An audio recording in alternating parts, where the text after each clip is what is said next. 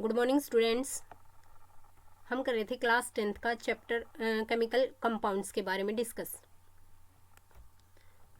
इसके अंदर हमने students combustion reactions, oxidation, oxidising agent, addition reaction, catalyst, substitution reactions, काफ़ी सारी चीज़ों के बारे में ऑलरेडी डिस्कस कर लिया था। आज हम इसके लास्ट टॉपिक के बारे में डिस्कस करेंगे, यानी इम्पोर्टेंट कार्बन कंपाउंड्स के लिए।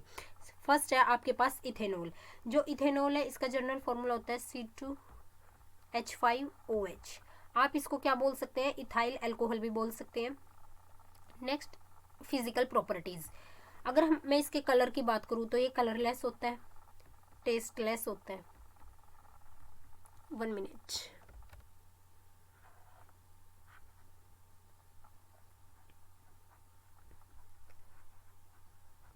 टेस्टलेस होता है। यूज मिसिबल होता है with water in all proportion. ये लिटमस पेपर का जो टेस्ट है, उस litmus test you can say that litmus test ये नहीं देता। क्यों? क्योंकि ये इजीली आयनाइज नहीं होता। या फिर आप अगर यूँ देखो कि जो C2H5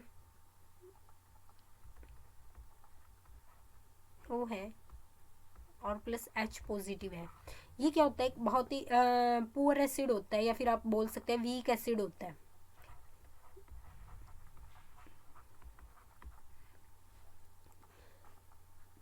लिटमस टेस्ट में क्या होता है कि ये ब्लू लिटमस को रेड के अंदर इजीली कन्वर्ट नहीं करता, तो इसलिए ये लिटमस पेपर या लिटमस टेस्ट नहीं देता। नेक्स्ट हम बात करेंगे इसकी केमिकल प्रॉपर्टीज़ की। Reaction with sodium. सोडियम के साथ ये कैसे रिएक्ट करता है? यहाँ आपको एक रिएक्शन दी है, ethanol with sodium. Sodium ethoxide की फॉर्मेशन हो जाएगी with liberation of hydrogen gas. जो ये हाइड्रोजन गैस है ये आपकी पॉप साउंड के साथ लिबरेट होती है।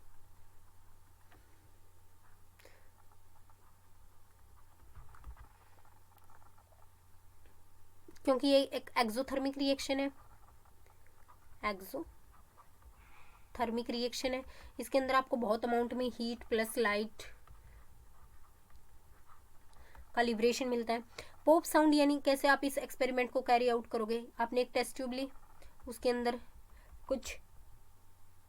आपने कुछ अमाउंट में इथेनॉल लिया। जैसे ही आप उसको हीट करोगे, एक टेस्ट ट्यूब इसके ऊपर इन्वर्टेड टेस्ट ट्यूब डाल दो, वो सारी की सारी हाइड्रोजन यहाँ आ जाएगी। आपको वो हाइड्रोजन दिखेगी नहीं, क्योंकि वो क्या एक कलरलेस सब्सटेंस है। जैसे ही आप इसको इधर करोगे, इस इन्वर्टेड टेस्ट ट्यूब को, और इसके पास एक कैंडल लेके आओगे, ब्लोइंग कैंडल, तो ये एकदम पॉप साउंड के साथ क्या होगी? बर्न होगी, या फिर ए पॉप साउंड के साथ क्या करेगी? ये रिलीज होगी। नेक्स्ट हम बात करेंगे reaction with concentrated H2SO4। Concentrated H2SO4 के सामने मैंने लिखा है कि डिहाइड्रेटिंग एजेंट है। डिहाइड्रेटिंग एजेंट यानी ये क्या करेगा? इसमें से रिमूवल ऑफ वाटर।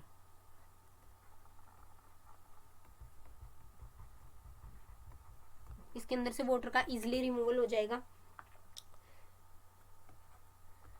इथेनॉल के केस में कंसंट्रेटेड H2SO4 लेते हो तो आप वाटर का रिमूवल हो जाता है H2SO4 की प्रेजेंस में, और एल्कीन्स की फॉर्मेशन हो जाती है। ये क्या हो गया आपका? एल्कीन। नेक्स्ट मैं अगर बात करती हूँ रिएक्शन की, तो ये है जैसे C2,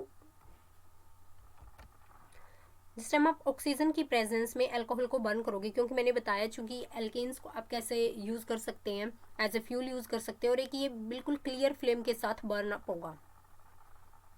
CO2 का रिलीज होगा, plus water plus heat and light, ये सब आपके पास प्रोडक्ट की फॉर्मेशन में आएंगे। डिहाइड्रेटिंग एजेंट यानी substance which remove water from ethanol is known as dehydrating agent. जैसे कंसंट्रेटेड H2SO4 यूज की अगर मैं बात करूँ तो ये एज एंटीसेप्टिक यूज़ होते हैं, anti freeze in automobiles, anti freeze fuel की तरह ऑटोमोबाइल्स के अंदर यूज़ किए जाते हैं ये। नेक्स्ट हम बात करेंगे second, that means ethanoic acid की। एथेनोइक एसिड को आप एसिटिक एसिड भी बोल सकते हैं,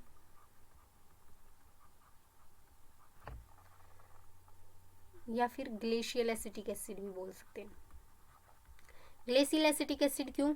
क्योंकि इसका जो बॉइलिंग पॉइंट या मेल्टिंग पॉइंट होता है ना प्योर एथेनोइक एसिड का, वो 290 केल्विन होता है। It often freeze in cold climate, ये कोल्ड क्लाइमेट में क्या होता है, मोस्टली फ्रीज ही होता है, ग्लेशियल्स की तरह ही होता है, इसलिए आप इसको क्या बोल सकते हैं, ग्लेशियल एसिटिक एसिड।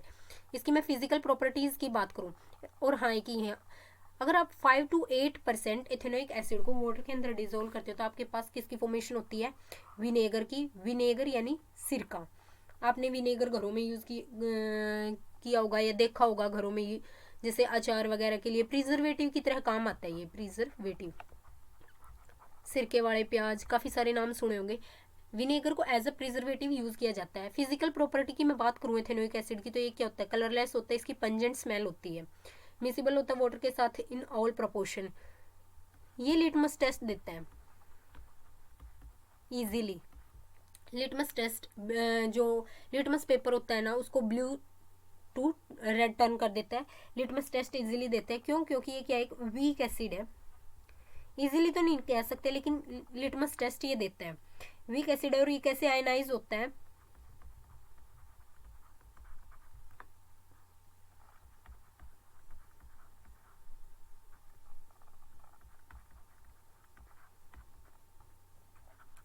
ये क्या एक वीक एसिड है, या फिर आप इसको बोल सकते हैं कि ये पार्शियली आयनाइज हो रहा है। जो कम्प्लीटली आयनाइज होते हैं आप उनको क्या बोलते हो, स्ट्रॉन्ग एसिड बोलते हो, लेकिन जो पार्शियली आयनाइज होते हैं वो क्या होता है, वीक एसिड होते हैं। कम्प्लीटली आयनाइज क्या होता है, जैसे HCl है जो कम्प्लीट आयनाइज हो जाता है, H positive plus Cl negative के अंदर आसानी से क्या हो जाता है, आयनाइज हो जाता है। ये क्या होता है, आपके स्ट्रॉन्ग एसिड होते हैं। लेकिन एथेनोइक एसिड क्या है, एक वीक एसिड है, क्योंकि ये पार्शियली आयनाइज होता है। नेक्स्ट में बात करते हैं इसकी रिएक्शंस की। फर्स्ट है एस्टेरिफिकेशन। रिएक्शन होगी किसकी, एथेनोइक एसिड की विद इथेनॉल, तो आपको क्या मिलेगा, इथाइल एथेनोएट मिलेगा। ठीक है, ये क्या है, एक एस्टर है। Reaction of ethanoic acid with an alcohol in the presence of few drops of concentrated H2SO4 as a catalyst. जो एस्टर होते हैं वो क्या होते हैं, स्वीट स्मेलिंग सब्सटेंस होते हैं। एस्टर्स को परफ्यूम्स वगैरह के लिए, फ्लेवरिंग एजेंट, इन सब के लिए यूज किया जाता है। आप इस रिएक्शन को क्या बोलोगे, एस्टेरिफिकेशन बोलोगे। एस्टेरिफिकेशन रिएक्शन का जस्ट रिवर्स होता है सेपोनिफिकेशन। इसके अंदर क्या होता है, आप इथाइल एथेनोएट लेते हैं प्लस बेस की प्रेजेंस में, यानी सोडियम हाइड्रोक्साइड की प्रेजेंस में इथेनॉल प्लस आपके पास क्या आता है, सोडियम इथेनोएट, या फिर आप बोल सकते हैं जो सोल्ट्स की फॉर्मेशन आपके पास हो जाती है, क्या एक सोल्ट है, सोडियम सोल्ट आप इसको बोल सकते हैं। इसकी फॉर्मेशन हो जाएगी, आप इसको क्या बोलोगे, saponification. Reaction of ester, reaction की किसकी, एस्टर की with sodium hydroxide give alcohol and sodium salts of carboxylic acid यानी soap, that means that is saponification, या फिर formation of soap, that means saponification. Next हम बात करेंगे कार्बोनेट्स और बाइकार्बोनेट्स के साथ कैसे रिएक्शन शो होती है। जैसे आपने यहाँ इथेनोइक एसिड लिया सोडियम कार्बोनेट के साथ, रिएक्शन की सोडियम इथेनेट की फॉर्मेशन हुई plus water plus carbon dioxide. देखिए दोनों में प्रोडक्ट सेम बनेगा आपका, सोडियम इथेनेट, लेकिन यहाँ क्या होगा, सोडियम कार्बोनेट के केस में आपको 2 मोल मिलेंगे। अगर वाटर रिलीज होता है, कार्बन डाइऑक्साइड रिलीज होती है, इसके साथ carbon dioxide plus water release होता है एज अ प्रोडक्ट या फिर by product. Next ethanoic acid with sodium bicarbonate, sodium ethanoate plus water plus carbon dioxide की फॉर्मेशन होगी। ये क्या थी, रिएक्शन थी कार्बोनेट्स के साथ और बाइकार्बोनेट्स के साथ। Ethanoic acid react with sodium carbonates and sodium hydrogen carbonates to give rise to salts, carbon dioxide and water. Next है व्हाट आर सोप्स। ये हमने सेपोनिफिकेशन रिएक्शन में ऑलरेडी डिस्कस कर लिया। सोडियम और potassium salts of long chains of fatty acids that called soap. इनका formula ये होगा RCONA। आर आपका कोई भी अल्काइल ग्रुप होगा उधर।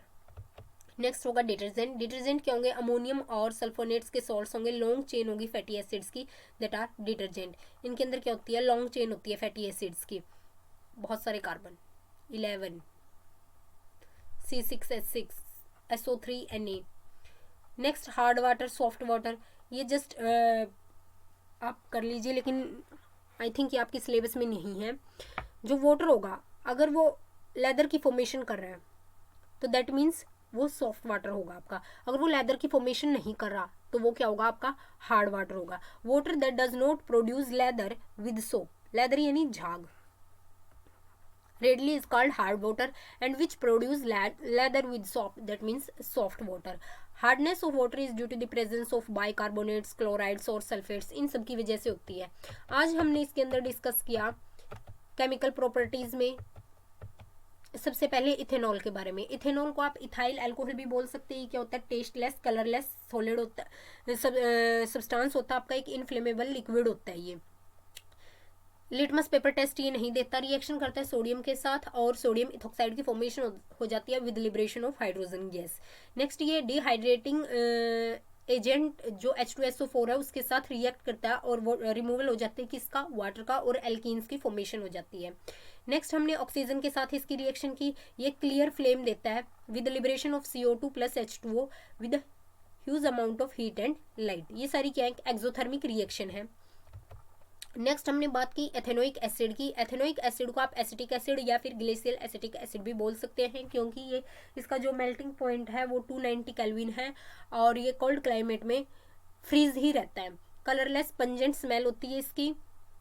लिटमस टेस्ट देता है कुछ एक्सटेंट तक, क्योंकि क्या होता है? ये एक वीक एसिड होता है, पार्शियली आयनाइज होता है वाटर के साथ।